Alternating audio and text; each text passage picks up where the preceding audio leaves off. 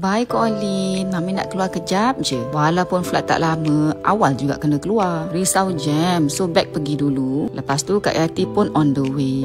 Ni muka budak excited ni. Nak beli slime lah, nak beli buku lah. Dari rumah ke airport sekitar dalam 45 minit. Tapi kali ni sejam sebab banyak kereta kan time cuti. Dan di airport pun Masya Allah ramainya orang. Bila berdua ni dah start cuti, mulalah meragam nak ke mana-mana. Pergi Jakarta ni pun sebab anak Kak Yati yang request. Kali ni tukar angin lah, kita makan dekat luar. Boleh beli sikit coklat kan. Kononnya nak sediakan perut kosong. Tapi tadi dah mata kedarah macam-macam lah. 1 jam 50 minit je flight. Lepas tu sampai dah kita. Mr. Ken ni adalah private driver sejak anak Kak Yati kecil. Every time ke Jakarta dia akan drive untuk kami. Dia belikan oleh-oleh tadi di Holland Bakery. Sedapnya korang. Lemper ayam dia, Allah jatuh hati ya, makan sedap. Sampai je flight, Kak Yati pergi dekat nasi kapau Salaro Denai. Masakan Minang tapi dia serve macam ala-ala nasi padang lah. Banyak je tempat nasi padang yang Kak Yati dah cuba tapi this one agak baru. Kak Yati dah aim dah jengkol tu. Lepas tu nak try masak lemak bunga kantan yang ni. Sedap. Dalam tu ada petai guys. Memandangkan seorang je untuk Kak Yati kan. Malah nak 2-3 sudu. Okey, yang ni adalah dia punya ubi keripik pedas. Masya Allah, tabarakallah, dekat Indonesia ubi diorang memang besar-besar. Kalau kita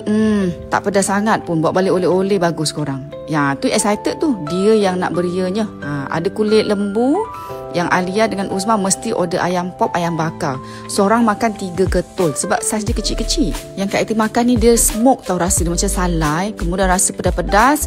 Nak kata lemak tak? Yang sedap dia tu rasa spiciness dia termasuk rasa smoke tu. Dan kita orang pergi dekat By the Sea, PIK. Tempat ni tak jauh pun daripada airport. Tak pernah pun Kak Yati ke sini. Seakan naik anak Kak Yati menyoping. Lepas tu ada belikan sedikit oleh-oleh untuk staff. Uzma ni kalau dapat shopping, tu dia. Budak dah IPT kan, hari-hari nak tukar baju. Macam-macam pattern ada korang. Lepas tu pergilah grocery dekat sahaja, Central Market. Biasa Kak Yati pergi dekat Ashtar tapi kali ni ada different sikit lah. Rupanya best juga korang. Semua dalam supermarket ni adalah barangan halal. Macam biasa Kak Yati akan beli durian mutong. Ada juga durian Malaysia, diorang promote paling sedap katanya. Yang ini tak boleh lawan, tapai ubi, sari manis tu dalam mengkuang tu. Ya Allah, sedap betul, korang kena try.